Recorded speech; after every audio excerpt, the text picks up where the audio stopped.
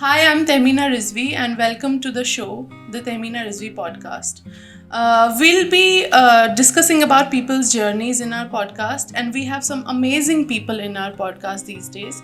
I have a lady with me whom I'm very inspired by, and she's a commercial pilot, Hana Mohsin Khan. Hello, Hana. Welcome to Hi. our show.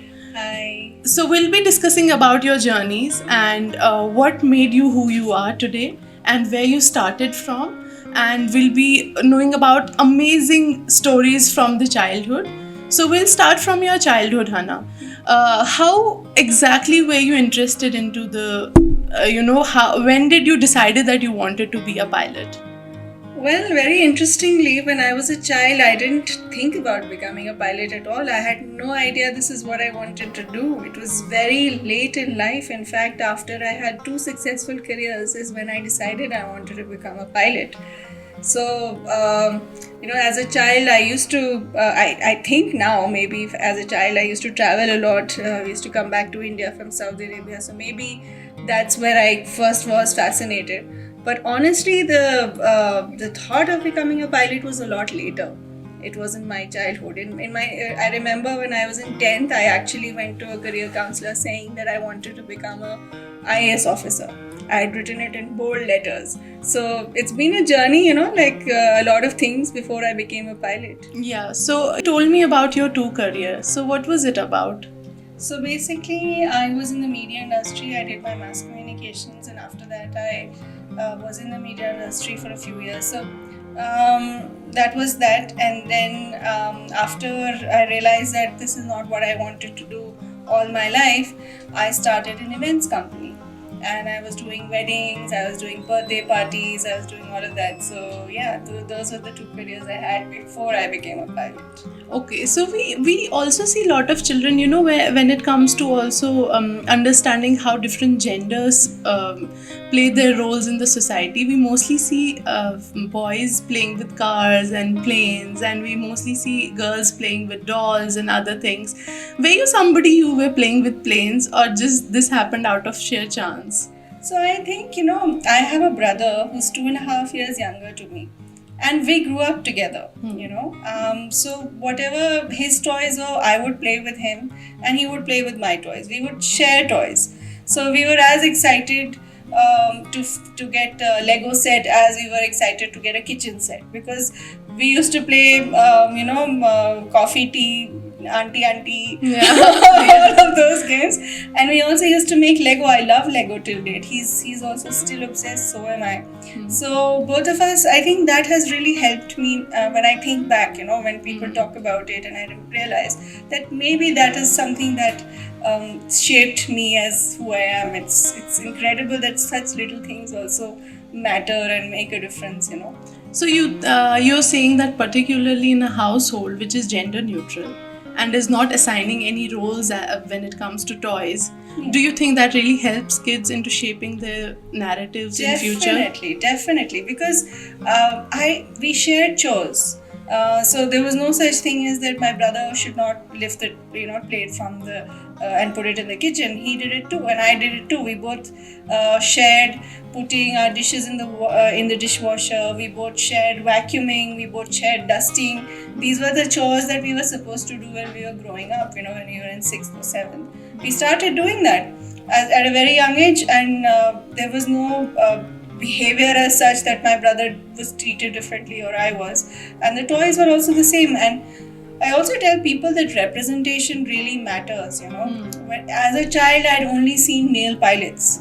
Yeah. I never thought of becoming a pilot because I'd never seen a female pilot.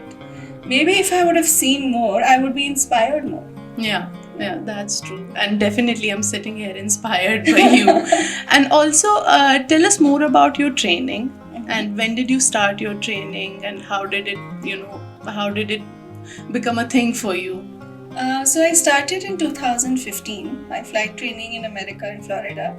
And I flew there for a year. Came back in 2016. In 2017, I got my license. And then I went for my training for my type rating, which is an Airbus specialized type rating, which I went to Greece for. And then I came back, endorsed my license with the 320. And in 2018, I got two job offers. I had given entrance exams, I had studied quite a bit, and that's how it happened. Yeah. Yeah. So tell me, Hana, how is it like to be a female pilot in a world dominated by males? You would be mostly encountering male pilots around you, right?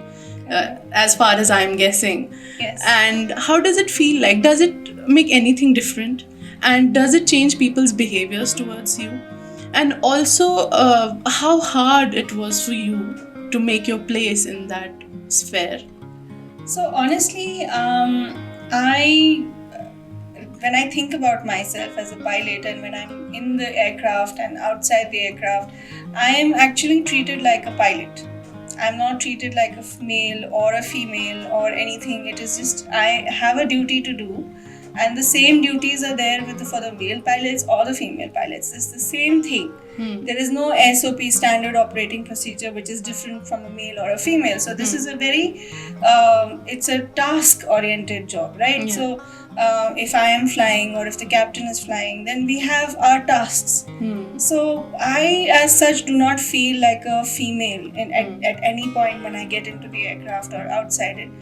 What people think, when they see me outside, ki acha, there's a woman pilot or whatever, I find it amusing, but I don't that's the extent of my opinion or thoughts about it, because I just find it ridiculous that people would even think of it as something that I cannot do or would not be able to do, because they don't know the truth and I do. So I find it amusing, very honestly. That's how I look at them as, kya bhai, you don't know this, so what do I say? I'm sure it would be a great feeling. It is. I remember the first time when I wore my uniform and I went into the airport and I showed my ID to the CISF person there, and he said, "Good morning, ma'am," and I said, "Good morning, sir," and the respect that he showed me, I was overwhelmed. I mean, I still am overwhelmed. Whenever I think about it, I'm overwhelmed. So it is an amazing feeling, yes. And that gesture, definitely. Yes. How was your parents' reaction when you first time told them that you want to be a pilot? So it was very funny. I actually, like I was telling you as well, that I actually sat them down and I told them that I'm going to be doing something. I know you may or may not like it, or maybe you'll feel anxious about it, and people will say lots of things to you. So please don't say anything, what they say, don't tell me. You discuss amongst yourselves if you want, but don't tell me. I don't want to hear a single negative thing, because I really believe in this whole positivity thing. I was I was changing careers after a long time, so I did not need anything negative. So the poor things did not say anything to me. So throughout my training, they didn't say anything positive or negative, which I'll give it to them. They must have had so many anxious, sleepless nights, but they didn't say a word. They were just very happy when I passed the exams. They were very happy when I finished my training and all of that, but they didn't really say anything. So I think that was amazing for me, because I got all the, peace of mind to do what I wanted to do. Yeah, but the anxiety of shifting the careers and not knowing what lies ahead of you, how was that stage for you? So I think it's also the kind of person that I am, because everyone kept saying, what is the plan B? And I would get very angry with them and say, there is no plan B. There is no plan B. What do you mean? Why do you say this? And I would get very upset. There are a few friends of mine who will listen to this. And I told them, there is no plan B, I'm sorry. It's just plan A, which is I'm going to get this, and that's it. So I was just very, very determined कि मुझे और कुछ करना होना ही है ये. And I'm sure that if I want to do something else, I keep telling people that if I want to reinvent myself tomorrow, if there is another thing that I want to do, कि okay, I've flown enough, now I want to do something else, I will do it. Definitely. And it's just in my head, everyone can do whatever they want to, it's just our brain telling us, oh this, oh that, oh this. Just have to stop listening and to brain that telling you what suits the society. Yes. And how they will look at you. Society is the last thing one, especially a woman, should consider while doing anything in her life. They will keep saying, even if you are the most pious, most amazing woman in the world, Yeah. they will still have something to say. So you have to just, close your ears, eyes, and just not think about what society says and do your work. Do your good work. I'm not saying go rob banks. Yeah. Please do good work. Yeah. So what exactly happened? What exactly kicked you towards this thing? How did you exactly stood on this point that now this is what I want? Commercial pilot. I want to be a pilot. So there were a bunch of pilots. There was a party I was invited to, and there were a bunch of pilots, and they were all talking about aviation. There were some air hostesses as well, and they were all talking about flying, landing, taking off, weather, that landing, this gusty, that weather. And I was just sitting there, and I had a juice in my hand. I still remember, and I was just looking and listening, and I was like, this is what I want to do. I've always been somebody who likes adventure, and this I thought was the biggest adventure that I could ever have. And I tried to stop myself. It took me 6-7 months to try to convince myself that no, don't. You have a career already. Don't do this. You're doing well. You're going into a place again. But I could not. For 6-7 months I tried, but I could not stop myself, and I said, no, I must at least give the exams. Yeah. So then I gave the exams, I got through, and the rest is it. History. Yeah. Yeah. And how does it feel like to be in air? And I mean, when I say in air, I would include all the things, the society's judgments, and not dealing with people every day, and you're just there in the air dealing with your tasks and everything. How's the feeling like? Well, I see, I'm so overwhelmed that I can't even put into words. But as soon as I hear the engines running, there's this sound of the engines running. That is music to my ears, literally. And when I go up in the air, every day is a new day. There is no cloud that is the same. You won't see the same cloud again the next week. Ye to maine kal dekha tha. No, you'll have a new cloud. You'll have a new sunset. You will have a new sunrise. It does not cease to amaze me. Every landing is a new landing, because even if I land in Delhi 100 times, every landing will have different winds, different temperature, different weight of the aircraft, everything. It is amazing. It's just something that I can't imagine that I was doing something else. I don't know why I was doing anything else. That's how I was feel. Definitely your inner calling. Yes, it was. Yes, it was. And meanwhile, did you face any challenges where you really thought that this might break me down, or things which were not really tolerable for you, or any behavior from any parent or relative, something like that, which you really thought that this is not what I need right now? So, I tell my mother this all the time, because she is somebody who gets affected by what people are saying. So she comes and tells me that people are saying this or that or X or Y or Z. And I tell her the same thing, that Mama, you have to not give them even 1% of your brain space.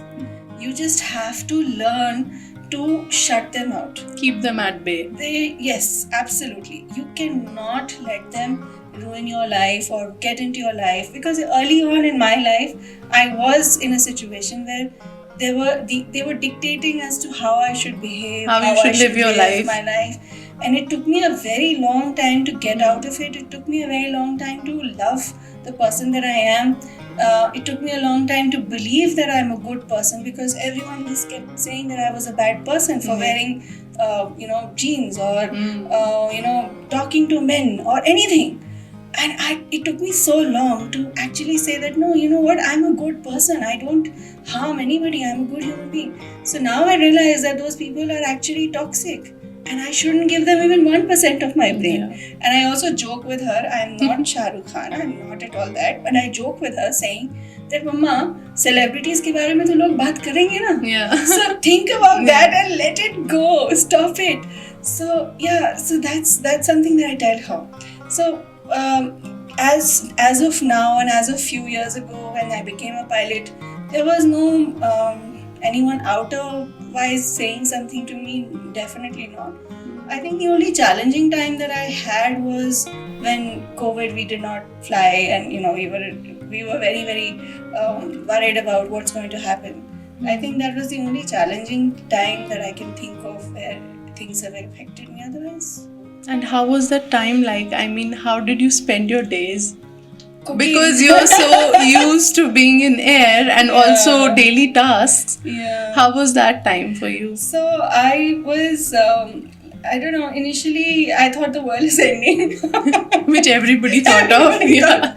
Okay, it's all over.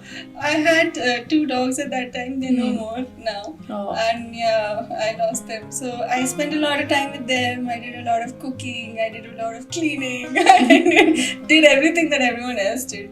But I was really tired of sitting at home. Yes, I was tired. I said can imagine. Everyone was tired. They all wanted to get out. So yeah. So do you think when you were talking about that people saying something to your mother that Hana should be behaving in this way or Hana should live her life like this, do you think it's particular to females, or do you think how society tries to control women practicing their agency? Absolutely. So I will not say that it doesn't happen to the men. It does. My brother has had his fair share of people being told, but it's not as vicious, and it's not as bad, and it's not as unforgiving. Women are usually targeted the worst way possible. If they are they toe their line even a little bit left or the right, they are immediately told where to be, and scolded and monitored, and so it's from your childhood, from the childhood that you're not supposed to wear like this, you don't have to talk like this, you don't sit like this, you don't stand like this. It's incredible that we've become such normal human beings after all the things that we've gone through. If you then you go to college, and then you go to school, and then you have people, external forces, when men are targeting you now, they are catcalling you, you are going through a rough time in the bus, in the car, in every public transport possible. So you become really, really rigid. You become really, really powerful, I feel. We shouldn't have to be, but that is what we become. Because this is how it is. This is how you train us. I think it's a training camp. Yeah. I mean, if I look at it positively, it should not happen, but that's how it is now. That's how I take it. Hey, you have trained me to become such a hard cookie that I'm, it's unfortunate. And I see this happening across religions, across countries, across the world. We are not we can't even take care of we don't have agencies on our bodies. We don't have agencies on what we want to wear. We are being controlled, monitored by everyone else around us. It's incredible that men, mainly men and enablers of that patriarchal society, wants to dictate every movement of mine. I find that utterly ridiculous and very disgusting. I mean, it angers me, it fuels me.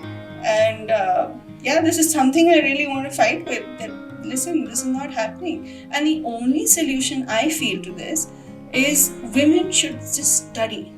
I keep saying this on my Twitter as well all the time. Please study, work hard, and empower yourself. I know this is a word that not many like. Women empowerment. What is this? But empower yourself so that you are not treated this way. Enough to understand what you deserve. Absolutely. Because this is no way to live. Being controlled by people till you die is no way to live. This is an act of it's a violation of human acts, human rights. It's a violation of it. Yeah. And the process of catcalling and trolling, do you think the people who mostly target females, do you think they fail to understand that if we send this text to somebody, the very unempathetic nature of this process, not thinking that there's a person behind this, who will be reading these messages and might hurt her on different levels. There are women, I have seen cases where young girls change their social behaviors due to the process of trolling and catcalling because somebody has said something to them in their messages. We understand this process of sliding into DMs. and everybody Yes. slides into our DMs Yes, with absolutely. random pictures, with random messages. Yes, yeah. So how do you deal with all this? So very honestly, I'm one of those people who also has changed my online presence because of trolling. I have, because there is only so much that I can deal with, right? I don't want to deal with more than that. I think you won't have time to deal with all of that. Exactly. I don't have the brain space. Yeah. I don't. So I avoid, which is unfortunate. One should be able to say what they want to say. And I do get away with a lot of things that I say, but I'm still, I still think about, before I write something, I think about it. And that's not right. It's unfortunate, but I do it. I think online trolls do know that they are going to harm us. I don't think that they don't understand. They know they know what to say to harm and hurt us. They know that if we say this will hurt her, more and more. And the thing is, they don't realize that when they repeat this again and again and again, we just become so used to it that it doesn't matter to us anymore.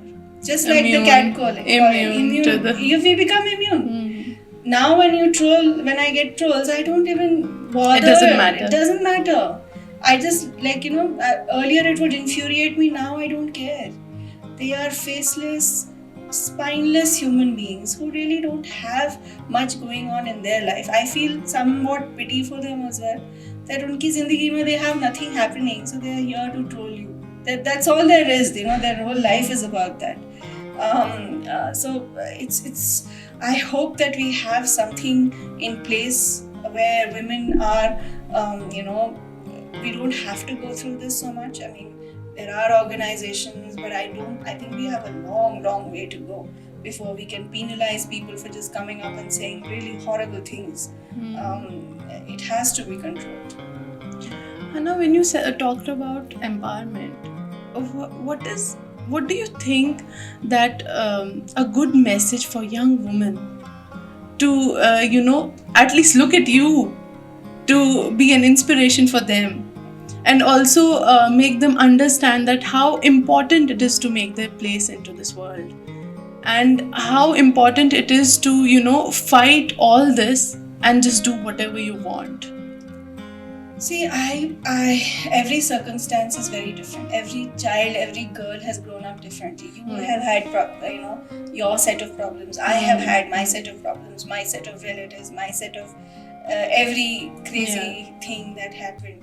So, I would just say that look at your circumstances and make the best out of them. In the sense that if you are going to school, make sure you do very well. Study. That is something that, don't waste your time on social media. Like, honestly, you'll get the time to do it later. Not at that age, at least. Not at all. Go study, because, you see all that on social media, right? You see all the trolling, you see all those women being harassed, you see everything happening. That shouldn't happen to you. And how is that going to stop? Is when you are going to be educated. Study, work hard. If your parents are not letting you go to another city, study there. Work hard. See, excellence, right, in any place, even if it's the smallest of village, it will be recognized. It is recognized. So, and no study gets wasted. If you have your masters and you somehow you get another opportunity to do your PhD in another city, then you will move. Do what you want to do. Do not get trapped by what people are saying. Do not let yourself be defined by what people are saying. If people are saying that you're a bad person wearing jeans, you don't have to listen to them, please. You don't have to. You have to think of who you are and know that you are a good person. This is what happened to me. I felt that I was a bad person because I behaved differently from the other women. So now I'm telling you, women, that you are not a bad person for wearing what you want to wear, or studying where you want to study. So please do that. Just study. This is the only thing that can help you. Nothing else. If that's how you will empower yourself and the women after you and the women around you. If you are going to take, like in my family, I was one of the first women to come out to Delhi and study. Now there are so many people in my family who are going, and the same people who actually, used to say things to me, their children are going and studying. And it's ridiculous, and I want to go and tell them, but I don't. But imagine that. So you are going to pave way to other women as well. So you have to do it. You owe it to everyone. Everybody. You owe it to me. You owe it to yourself. You owe it to the girl who is going to follow in your footsteps. You owe it to all the women who have given you even the right to vote. You owe it to everybody to work hard. Doubly because you're a woman. Sorry, but that's how it is. Yeah. Thank you so much, Hana, for being here with us. It was definitely a brainstorming session. And thank you, everybody. We'll be soon coming out with another session of the Tehmeena Rizvi Podcast. Thank you.